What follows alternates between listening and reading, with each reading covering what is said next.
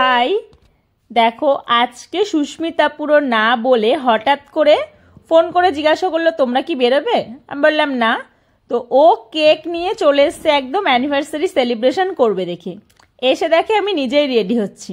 দেখো অ্যানিভার্সারির দিন প্রতিদেব কিন্তু খুব খুশি, সে ডান্স করছে। বিয়ে করে সে জীবনে বহুত খুশি। আর আমার মাম্মামও দেখো পুরো রেডি হয়ে নিয়েছে সম্পূর্ণ। তো চলো প্রতিদেবকে জিজ্ঞাসা করি যে এত যখন সে খুশি তাহলে সে কি বিয়ে করে জীবনে খুশি। সে কিন্তু সম্পূর্ণ কনফিউজ, দেখো বলছে 50-50 চিন্তা। সবাই কিন্তু হেসে ফেলেছে। তো চলো আমরা বাইক নিয়ে বেরিয়ে পড়লাম। এখন কিন্তু যাব সোনার দোকানে। সেখানে গিয়ে প্রতিদেব বলেছে গলাটা ফাঁকা রাখো, নিশ্চয়ই গলার কিছু দেবে।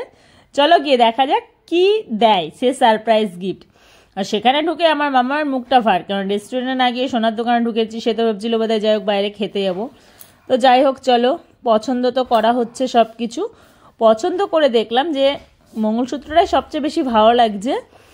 তো সেই মঙ্গলসূত্রটাই দেওয়া হলো পছন্দ করে। তো সেইটা প্রতিদেব আমাকে পরিয়ে দিচ্ছে। দেখো সবাই কেমন লাগছে, অ্যানিভার্সারি গিফটটা কেমন হয়েছে সবাই কিন্তু অবশ্যই জানাবে। তো চলো আমি একদম কাছ থেকে দেখাই। এই দেখো কেমন লাগছে অবশ্যই কিন্তু বলবে। তো চলো এবার আমরা এখান থেকে বেরিয়ে সোজা চলে এসেছি রেস্টুরেন্ট কস্তুরীতে আমরা সবাই মিলে রাতের ডিনার সারবো। তো সেখানে যখন এসছি একটু ফটো সেশন না করলে তো নয়।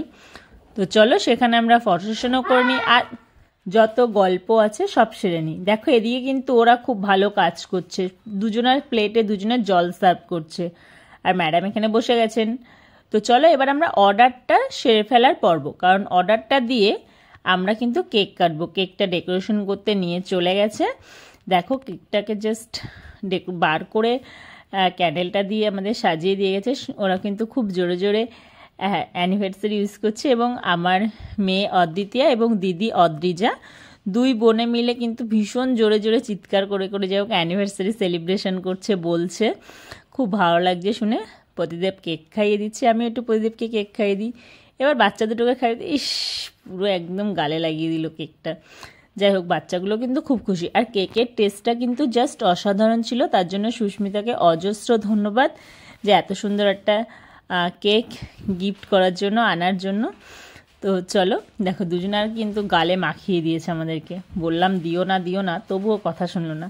তো প্রতিদিন এবার বাদ যায় কেন, তাকেও দিয়ে দিয়েছে সুন্দর, একদম নাকে মুখে পুরো ভর্তি করে। তো চলো এই তো সুযোগ, আমরা একটু পাশে ফটো সেশন করে নিই। আর খাবার দিতে অনেকটা লেট হচ্ছিল, কারণ আমরা অনেকটা রাতে কুয়ে পৌঁছেছি, প্রায় 10:30টার সময়। তারপরে অর্ডার দিলাম, সে সমস্ত মালগুলো রেডি করে ডেলিভারি দিতে অনেকটাই সময় লাগছিল। আর আমরা একটা ফ্যামিলি সিট নিয়ে নিয়েছিলাম, সেখানে দেখতেই পাচ্ছিল। দেখো আর দিয়ে দিয়েছে ফিশ ফ্রাইটা আমরা 4 জন আছে, 4 জন ফিশ ফ্রাই খাবে। আর আমরা অর্ডার দিয়েছিলাম 1 প্লেট পনির ফিঙ্গার। তো পনির ফিঙ্গারটাই কিন্তু সবার বেশি ভালো লেগেছে। একটা করে সবাই টেস্ট করলো, পনির ফিঙ্গারটা ভালো লেগেছে। আমার বিশেষ করে খুব ভালো লেগেছে। পনির ফিঙ্গার আর ফিশ ফ্রাই খাওয়ার পর সবাই কিন্তু রেস্টে চলে গেছি।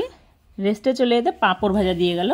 তো পাঁপড় ভাজাটা খেলাম। পাঁপড় ভাজা বাড়িতে রোজই খাওয়া হয়, তো সেরকমই একটু পাঁপড় করছিল মনটা, একটু নিয়ে নিলাম। আর আমাদের জন্য অর্ডার দেওয়া হয়েছিল ভেজ পোলাও, এবং সাথে দেওয়া হয়েছিল আলুর দম। আর এই যে ভেজ পোলাও আর আলুর দম, আর এটা হচ্ছে মাটন পোলাও আর এগ রেজালা। তো এর টেস্টটাও নাকি খুব ভালো ছিল, অসাধারণ ছিল। তো সবাই মিলে খাওয়া দাওয়া করলো করে। রেস্টুরেন্টের খাবারকে একটা কথা বলবো যে কোয়ালিটি অনেকটা পরিমাণ ছিল, মানে কোয়ালিটি খুব ভালো ছিল, এবং অনেকটা পরিমাণে ছিল, যেটা দুজনের খেতে কোনো অসুবিধা হয়নি। পুরো পেট ভরে গেছিলো। আর রাতের বেলা তো বিশেষ করে পেট ভরেছে। আর 2টো পার্সেল করে নিয়েছিলাম, 2টো বেবি, তাদের বায়নায় 2টো পার্সেল হয়েছিল। যাই হোক একজন অদ্বিতীয়া একজন অদ্রিজা তারা খাননি, তাই তাদেরটা পার্সেল করে দেওয়া হয়েছিল।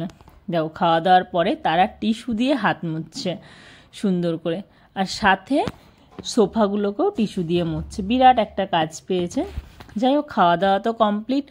চলো এবার কিন্তু আমাদের ঘরে ফেরার তারা, দেখতেই পাচ্ছ এই যে আমরা চলে এসেছি ঘরে। অ্যানিভার্সারির দিনটা কিন্তু খুব সুন্দর করে কাটালাম। Thank you.